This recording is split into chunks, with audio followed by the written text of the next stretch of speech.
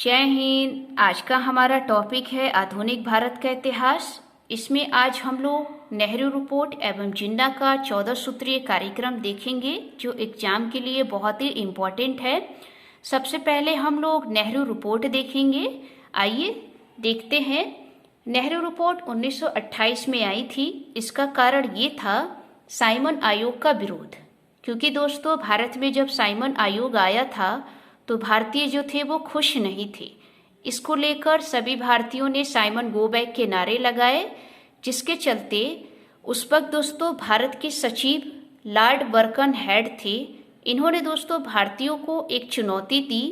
वो चुनौती ये थी कि अगर भारतीय सर्वसहमति से एक संविधान बनाते हैं तो सरकार उस पर विचार करेगी। इन्होंने दोस्तों ऐसा क्यों किया? क्योंकि दोस्तों साइमन गो बैक के जब नारे लग रहे थे तो भारत के जो सचिव लॉर्ड बर्कनहेड थे, इन्होंने ये कहा कि आप सब लोग खुद तो अपने देश के लिए संविधान तो बना नहीं रहे हैं और ना ही इस पर कोई नियम कानून बनाकर तैयार कर रहे हैं।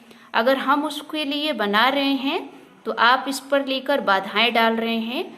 तो इसी कारण इसने दोस्तों भारतीयों को चुनौती दी संविधान बनाने के लिए। तो भारतीयों ने इस चुनौती को दोस्तों स्वीकार कर लिया और इसी में एक रिपोर्ट तैयार करते हैं जिसको नेहरू रिपोर्ट कहा जाता है। दोस्तों उस वक्त 29 पार्टियां थीं। 29 पार्टियों के सदस्यों ने 8 सदस्य ही मिलकर एक समिति बनाती है और इस समिति के अध्यक्ष होते हैं मोतीलाल नेहरू, जो इस रिपोर्ट को तैयार करते हैं और इसी को नेहरू रिपोर्ट कहा जाता है। बहुत बार हम लोग एग्जाम में गलतियां कर देते हैं। पूछा जाता है कि नेहरू रिपोर्ट किसके द्वारा तैयार की गई थी, तो हम लोग दोस्तों जवाहरलाल नेहरू को टिक कर देते हैं, लेकिन नहीं। नेहरू रिपोर्ट दोस्तों मोतीलाल नेहरू के द्वारा तैयार की गई थी, इस कारण इसे नेहरू रिपोर्ट कहा गया है। दूसरी बात आपको यहाँ पर नोट करना है कि नेहरू रिपोर्ट को वर्तमान संविधान का ब्लूप्रिंट कहा जाता है, क्योंकि हमारे देश के लिए ये रिपोर्ट बहुत ही इम्पोर्टेंट है। लेकिन दोस्तों नेहरू रिपोर्ट को जब सरकार के पास पेश किया गया तो इसे खारिज कर दिया गया, यानी कि अस्वीकार कर दिया गया, क्योंकि सरकार ने ये कहा था कि सर्वसम्मति से बननी चाहिए। लेकिन दोस्तों इस रिपोर्ट में जो मुसलमान थे इसको लेकर आपत्ति थी। उन्होंने आपत्ति ये जताई कि नेहरू रिपोर्ट में तो मुसलमानों के लिए कुछ है ही नहीं, सारा कुछ जो है वो देश के लिए है, मुसलमानों के लिए कोई भी बात इस रिपोर्ट में नहीं कही गई है। तो मुसलमानों ने इस पर आपत्ति की, जिसको लेकर ये रिपोर्ट जो है खारिज कर दी गई। लेकिन दोस्तों नेहरू रिपोर्ट हमारे देश के लिए और संविधान के लिए बहुत ही इम्पोर्टेंट है। आइए जरा देखते हैं इस रिपोर्ट में क्या क्या देश के लिए मांगे की गई। दोस्तों नेहरू रिपोर्ट की एक डेट थी जिसका 10 अगस्त 1928 है। इस बात को नोट्स कर लीजिएगा। इस रिपोर्ट में क्या क्या मांगे की गई इसको हम लोग देखते हैं। इसमें ये कहा गया कि कनाडा, ऑस्ट्रेलिया, आयरलैंड और दक्षिण अफ्रीका की तरह भारत को भी एक डोमिनियन स्टेटस दिया जाना चाहिए। डोमिनियन स्टेटस का मतलब होता है अधिराज्य। अधिराज्य का मतलब होता है एक बड़े राज्य में एक छोटे से राज्य का होना। हालांकि दोस्तों उस राज्य पर अंतिम रूप से बड़े राज्य का ही अधिकार होगा। ठीक, तो ये होता है डोमिनियन स्टेटस। दूसरी बात दोस्तों इसमें ये कही गई अंतिम अपील्य न्यायालय। अंतिम अपील्य न्यायालय का मतलब होता है जहां अपील्य की जाए। वो दोस्तों पीबी काउंसिल की जगह भारत में बने। दोस्तों पहले दोस्तों ये जो पीबी काउंसिल होता था वो इंग्लैंड में होता था। मान लीजिए अगर किसी को फांसी की सजा दे दी गई है और वो अपनी अपील्य करना चाहता है तो उसे दोस्तों पीबी काउंसिल जाना पड़ता था, यानी कि इंग्लैंड में। तो नेहरू रिपोर्ट में ये कहा गया अंतिम अपील्य न्यायालय यानी कि सर्वोच्च न्यायालय जो है वो पीबी काउंसिल की जगह भारत में बननी चाहिए। दूसरी बात दोस्तों इसमें 19 मौलिक अधिकारों की भी मांग की गई। हालांकि दोस्तों हमने यहाँ पर 19 मौलिक अधिकार नहीं लिखे हैं, लेकिन जो खास खास है वो ध्यान रखेंगे क्योंकि एग्जाम में पूछे जाते हैं। आइए जरा देखते हैं उन मौलिक अधिकारों में क्या क्या मांगे थी। कानून के समक्ष समानता, प्राथमिक शिक्षा निःशुल्क, धार्मिक स्वतंत्रता, संपत्ति का अधिकार, संघ गठन का अधिकार, न्यायिक तरीके से सशस्त्र रखने का अधिकार, श्रमिक दलितों के अधिकारों का संरक्षण। ये सभी चीज़ें दोस्तों मौलिक अधिकारों में नेहरू रिपोर्ट में मांग की गई। और दोस्तों पृथक निर्वाचन को समाप्त करने का और साथ ही साथ पृथक निर्वाचन को समाप्त करके सीटों को आरक्षण रखने की इस रिपोर्ट में बात कही गई। कहने का मतलब उन्होंने ये कहा कि पृथक निर्वाचन को समाप्त कर दीजिए और इसके स्थान पर सीटों का आरक्षण कीजिए। सीटों का आरक्षण भी दोस्तों जनसंख्या के अनुपात पर होना चाहिए। और इसी रिपोर्ट में दोस्तों संसदीय प्रणाली की बात की गई कि हमारे देश में जो डोमिनियल स्टेट्स होगा उसमें एक संसदीय प्रणाली हमें मिलनी चाहिए। आगे और भी दोस्तों नेहरू रिपोर्ट में मांगे की गई, यहाँ पर देख सकते हैं। एक है संघीय शासन। उन्होंने कहा कि हमें संघीय शासन मिलनी चाहिए और इस संघीय शासन में देशी रियासतों को शामिल करना है। साथ ही साथ संघीय शासन में जो अवशिष्ट शक्तियां हैं वो संघ के पास हो। उस वक्त दोस्तों जो अवशिष्ट शक्तियां हुआ करती थी वो प्रांतों के पास हुआ करती थी, लेकिन दोस्तों नेहरू रिपोर्ट में ये कहा गया कि जो संघीय शासन है उसमें देशी रियासतों को भी शामिल किया जाए और इसमें जो अवशिष्ट शक्तियां हैं वो संघ के पास होनी चाहिए। इसके अलावा सिंध को बम्बई से अलग कर दिया जाए। उस वक्त दोस्तों सिंध और बम्बई एक ही में हुआ करता था, तो इसमें सिंध को बम्बई से अलग करने की बात कही गई। साथ ही साथ इस रिपोर्ट में केंद्रीय विधानमंडल, आप जानते हैं कि हमारे देश में इस वक्त केंद्रीय विधानमंडल है उच्च सदन और निम्न सदन। उच्च सदन यानी कि राज्यसभा और निम्न सदन यानी कि लोकसभा। इन्होंने दोस्तों उच्च सदन में ये कहा कि उच्च सदन में 200 सीटें होनी चाहिए और निम्न सदन में 500 सीटें होनी चाहिए। उच्च सदन का जो चुनाव है वो परोक्ष रूप से होना चाहिए और निम्न सदन का जो चुनाव है वो प्रत्यक्ष होना चाहिए। परोक्ष का मतलब होता है सीधे जनता के द्वारा चुनाव नहीं होना और प्रत्यक्ष का मतलब होता है सीधे जनता के द्वारा चुनाव होना। ठीक, तो आप हमें कमेंट करके बताइएगा कि हमारे भारत में इस टाइम वर्तमान में उच्च सदन में कितनी सीटें हैं और निम्न सदन में कितनी सीटें हैं।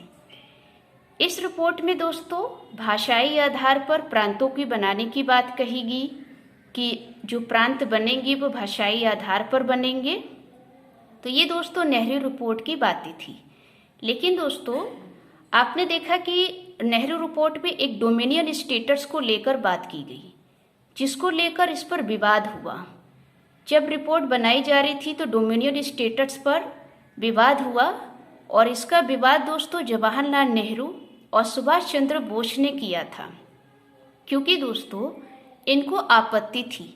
आपत्ति ये थी, इन्होंने ये कहा कि जब हम लोग शुरू से ही अपने देश को एक पूर्ण स्वराज के रूप में मांगने की बात कर रहे हैं तो हम यहाँ डोमिनियन स्टेटस क्यों? जब हमें सरकार ने हमें मौका दिया है कि अपने देश के लिए संविधान बनाओ, तो हम डोमिनियन स्टेटस की क्यों मांग करें? इसकी जगह हमें पूर्ण स्वराज की मांग करनी चाहिए। तो इन दोनों को दोस्तों आपत्ति थी। इन लोगों की मांग ये थी पूर्ण स्वराज की। इसी को लेकर गांधी जी यहाँ पर हस्तक्षेप करते हैं। वो ये कहते हैं कि अभी हमारे लिए पूर्ण स्वराज का समय सही नहीं आया है। अभी हमें सरकार ने जो हमें मौका दिया है उसमें हमें डोमिनियन स्टेटस को लेकर मांग करनी चाहिए। अगर वो नहीं मानते हैं तो हम पूर्ण स्वराज की मांग करेंगे।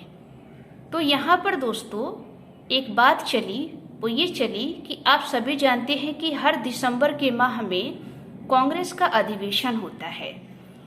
तो दिसंबर 1928 में कांग्रेस का कलकत्ता अधिवेशन होता है, जिसमें अध्यक्ष मोतीलाल नेहरू होते हैं।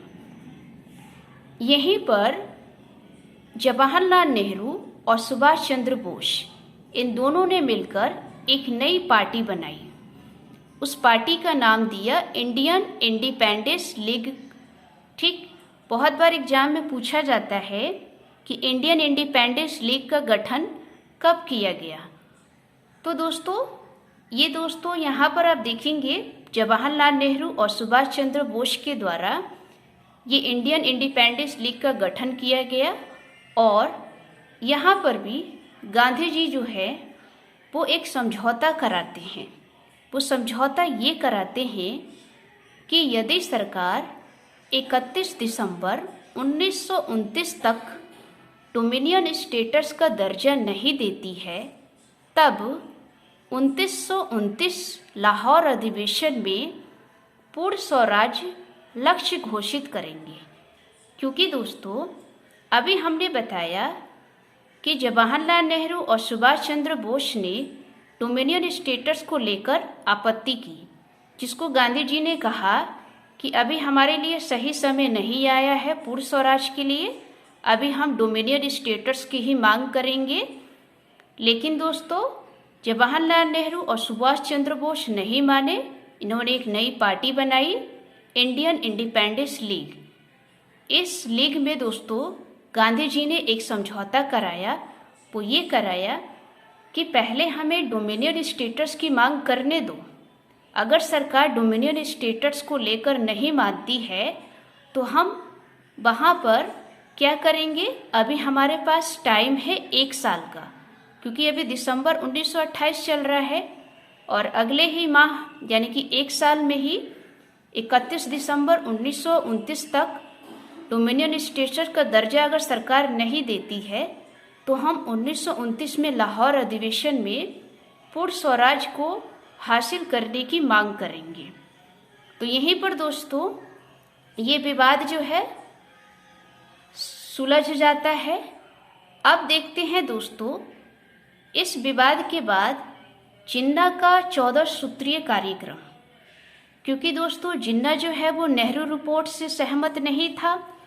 उसने ये कह दिया कि भाई इसमें मुसलमानों के लिए तो कुछ है ही नहीं, सारा कुछ जो है वो देश के लिए है।